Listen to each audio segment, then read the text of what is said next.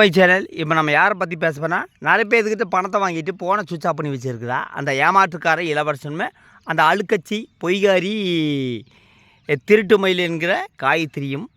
அதாவது நேற்று பார்த்தீங்கன்னா போனை சுவிட்ச் ஆஃப் பண்ணி வச்சுருப்பாங்க. நிறைய பேர் கமெண்ட் பண்ணியிருப்பாங்க, நீயே வந்து இந்த குடிச்சு சுற்றிட்டு இருக்கிற. அப்புறம் ஒரு பொண்ணு என்னோடய காசை திருப்பி கொடுங்க, இல்லைன்னா ரிப்ளை பண்ணுங்க அப்படின்ட்டு இருக்கிறா. அப்புறம் நேற்று ஒரு பொண்ணு கமெண்ட் பண்ணியிருக்கு, லக்ஷ்மின்ட்டு. அதாவது இந்த மருந்து சாப்பிடாதீங்க, எங்கிட்டே 4000 ரூபா வாங்கி ஏமாத்தினா எங்கள் ஹஸ்பண்ட் இந்த மருந்து சாப்பிட்டு குடிச்சிருப்பான்ட்டு அந்த கமெண்ட்டை டெலீட் பண்ணிட்டா. நேற்று சொன்னேன் இவன் டெலீட் பண்ணிடுவேன்னு, ஆனால் கச்சிதமாக டெலீட் பண்ணிட்டா.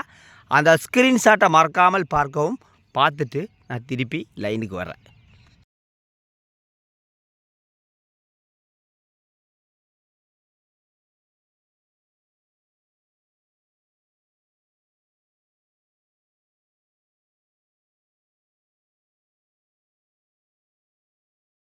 அதான் ஸ்க்ரீன்ஷாட்டில் பார்த்துருப்பீங்க. நேற்று ஒரு பொண்ணு கமெண்ட் பண்ணி அப்போவே நான் சொன்னேன், இந்த கமெண்ட்டை இவன் டெலீட் பண்ணுவான் அப்படின்னு சொன்னேன். கச்சிதமாக டெலீட் பண்ணியிருப்பான். அந்த கமெண்டில் என்ன இருக்குன்னா, 4000 ரூபா வாங்கினானம்மா. 4000 ரூபா வாங்கி என் ஹஸ்பண்டு மறுபடியும் குடித்தார் அப்படிங்கிறார். இன்றைக்கி ஹாஸ்பிட்டலில் இருக்கிறார் அப்படிங்கிறார். இந்த மாதிரி எத்தனை பேர்த்தோட கணவருங்க ஹாஸ்பிட்டலில் இருக்கிறாங்கன்னா, அந்த மனைவி சத்தியமாக நீங்கள் நல்லா இருக்க மாட்டீங்க. கணவனுக்கு செய்கிற துரோகம் தான்.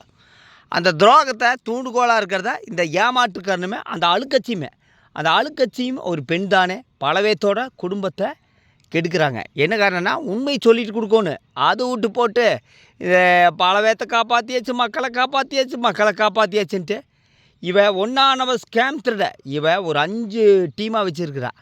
என்னென்னா, இப்போ வந்து ஆன்லைனில் தான் வாங்குறான். அப்புறம் அந்த ஸ்க்ரீன்ஷாட்டில் நல்லா பாருங்கள், ஒரு பொண்ணு என்ன எழுதியிருக்குன்னா, ஒன்றா ரிப்ளை பண்ணுங்க, உங்கள் ஃபோன் சுவிட்ச் ஆஃப்னு வருது, நாங்கள் மறந்து ஆர்டர் பண்ணியாச்சு அப்படிங்க. அந்த பொண்ணுக்கு அறிவு இருக்குதா இல்லை இல்லையான்னு தெரியல. இவன் என்ன டாக்டரா, இவன் என்ன கம்பவுண்டரா, இவன் என்ன எம்பிபிஎஸ் படித்த அறிவாளியான்னு கேட்குறேன். இவங்ககிட்ட போய் மருந்து வாங்குறீங்களே, இந்த மருந்தை உங்கள் கணவனுக்கு தெரியாமல் நீங்கள் கொடுக்கும்போது உங்கள் வாழ்க்கையில் பிரச்சனை வந்தால் நீங்கள் என்ன பண்ணுவீங்க? ஒன்றும் பண்ண முடியாது. இப்போ 5 நாள் இவனை காணோம். என்ன பண்ணியிருப்பான்னா, போதை போட்டு தெளிஞ்ச கடைசியில் மறுபடியும் வருவாங்க. எனக்கு உடம்பு சரியில்லைங்க. 2 பேர் பார்ட்னர். மருந்தில் யார் பார்ட்னர்னா, அந்த பொய்காரி அழுக்கச்சியோட அண்ணனுமே இவனு தான் பார்ட்னர். 2 பேரும் போதை போடுற ஆசாமி தானே வச்சுக்கங்க. வெளி உலகத்துக்கு தெரியாது, இவன் வந்து நடிச்சிட்ருக்கிறா. அப்புறம் நிறைய பேர்த்தோட பணத்தை இன்றைக்கி ஏமாற்றிருக்கிறானது. அதாவது சுவிட்ச் ஆஃப் ஆகிற ஃபோன் நம்பரை நீங்கள் எதுக்குங்க ஆர்டர் போடுறீங்க? அவன் ஃபோனே சுவிட்ச் ஆஃப்னு தெரியுது. அவன் 1ஆம் நம்பர் பித்தலாட்டக்கார 1ஆம் நம்பர் ஃப்ராடு தம்பதிகள். இவங்களுக்கு உழைச்செல்லாம் சம்பாதிக்கக்கூடாது. அடுத்தவனை ஏமாற்றிட்டு அடுத்தவங்க குடும்பத்தை நாசப்படுத்தி இன்றைக்கி சம்பாதிக்கணும். என்ன காரணம்னா, முறையாக வந்து சம்பாதிச்சா சீக்கிரம் பணக்காரனாக முடியாது. சமீபத்தில் சொல்லியிருப்பா என் பையனை ஏழையாக வளர்த்த மாட்டேன், லக்ஸரியாக தான் வளர்த்துவேன். அதுக்குண்டான அடித்தளம் தான் யோசிச்சிருப்பா. எத்தனை நாள் தான் யூடியூப்பில் நாம் வந்து பிச்சை எடுக்கிறது ரொம்ப கம்மியாகி போச்சு. ஆனால் நாம் வந்து ஒரு குறுக்கு வழி தேர்ந்தெடுத்துக்கலாம்னு சொல்லிட்டு அந்த குறுக்கு வழிக்கு 1ஆம் நம்பர் ஃப்ராடு தலைவிங்கிறதா தெரியுங்களா, அந்த அழுக்க பெண்மணி, அழுக்கச்சி, திருட்டு மயில், காயத்ரி, அந்த அம்மா தான். அந்த அம்மா அங்கே ஹாஸ்பிட்டலுக்கு வந்துட்டு வீடியோ போட்டாங்க. இது ஒரு 2 பேர்த்துக்கு வாங்கி கொடுத்தாங்க. 2 பேர்த்துக்கு வாங்கி கொடுக்கும்போது நல்ல சக்ஸஸ் ஆச்சு. அதில் வந்து ஒருத்தர் ஏமாற்றினாங்க. அந்த ஏமாற்றினவங்க பணத்தை திருப்பி கேட்டாங்க. யாரை ஏமாத்தினா, ஃபாரினில் இருக்கிற ஒரு லேடி, நல்லாவே தெரியும். ஆனால் இவன் வந்து என்னப்பா, நான் திருந்திட்டேங்கிறா. யார்கிட்ட சொல்கிறான்னா, இவனே சொல்கிறான். நானே சொல்ல முடியாது. நான் பாஸ் ஆகிறேன்னா நான் வந்து கற்பித்த ஆசிரியர் தான் அதை சொல்லணும். நான் சொல்ல முடியாது. மார்க் வந்தால் தான் தெரியும். ஆனால் இவன் உட்காந்துட்டு சுவிட்ச் ஆஃப், அதாவது அந்த ஃபோன் நம்பர் வந்து வெறும் வாட்ஸ்அப் மட்டும்தான் யூஸ் பண்ணி வச்சுருக்குதா. அது சிம்மே கிடையாது, சுவிட்ச் ஆஃப் ஆன நம்பர் தான். ஆனால் இந்த நம்பர் யார் யூஸ் பண்ணுறேன்னா, அந்த அழுக்கட்சியோட அண்ணன், அவங்க அண்ணன், அவனும் ஒரு குடிகாரன் தான். அவனுக்கெல்லாம் எப்பவுமே கல்யாணம் ஆகாது. அந்த ஆளுக்கு ஸ்கேம். 2 பேர் பார்ட்னர் தான். இன்றைக்கி உட்காந்துட்டு 5 நாள் வீடியோ போடலிங்க. இவன் ஆவுன்னா வீடியோ போடுவா. 5 நாள் ஏன் வீடியோ போடலின்னா, இவன் போலீஸில் மாட்டினாலுமே அதை உண்மை சொல்ல மாட்டாங்க. இவங்க வாயில் உண்மையும் வராது. என்ன காரணம்னா, 1ஆம் நம்பர் ஃப்ராடு பித்தலாட்ட தம்பதிகள்னால் இவங்களை சொல்லலாம். என்ன காரணம்னா உழைச்செல்லாம் சம்பாதிக்கவே முடியாது. இத்தனை பேர்த்த ஏமாற்றிட்டு இருக்கிறானே, இவனுக்கு கண்டிப்பாக கலிகாலத்திலே ஏதோ ஒரு காலத்தில் கண்டிப்பாக நரக வேதனை அனுபவிப்பா. ஏன்னா எத்தனையோ பேர் இல்லாத ஆளுக்கு தான் இவங்ககிட்ட காசு கொடுத்து ஏமாந்துருக்குறாங்க.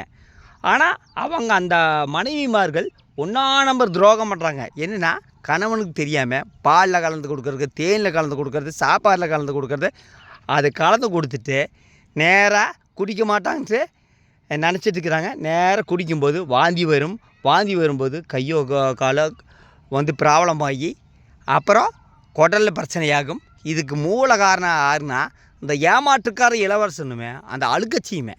ஏன்னா அடுத்தவங்க குடும்பத்தை அழிச்சு தான் இவங்க முன்னேறுவாங்க. அடுத்தவங்க குடும்பத்தை வாழ வச்சு இவங்களுக்கு பழக்கம் இல்லை எந்த காலத்துலேயும் சரி.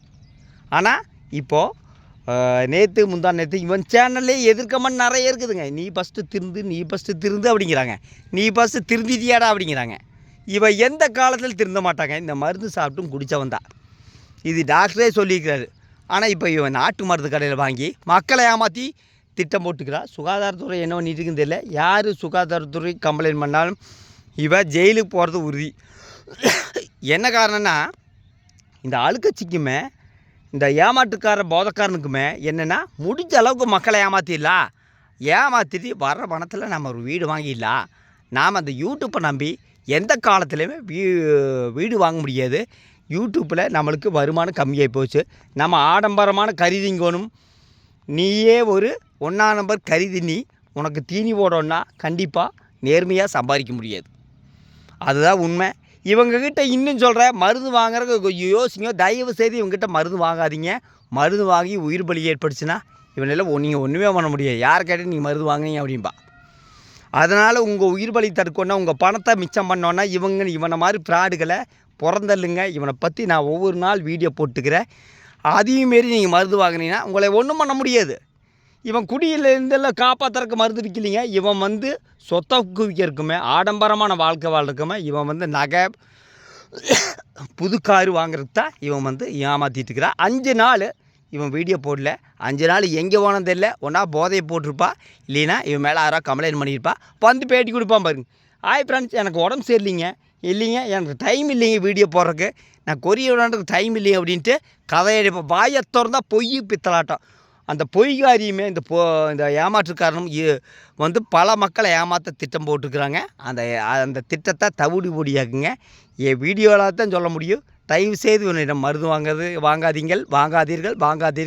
வாங்கோன்னா டாக்டர் நாகராஜன் நம்பர் நிறைய டைம் நான் சொல்லியாச்சு. 9445670646. இவனை பற்றி ஃபஸ்ட்டு கேளுங்க. அப்போ அவர் சொல்லுவார். அதுக்கப்புறம் அவரோட ஆலோசனை பட்டு வாங்க. இவங்கிட்ட வாங்காதீங்க. இவன் 1 நம்பர் மோசடி பேர்வழி. நன்றி, வணக்கம்.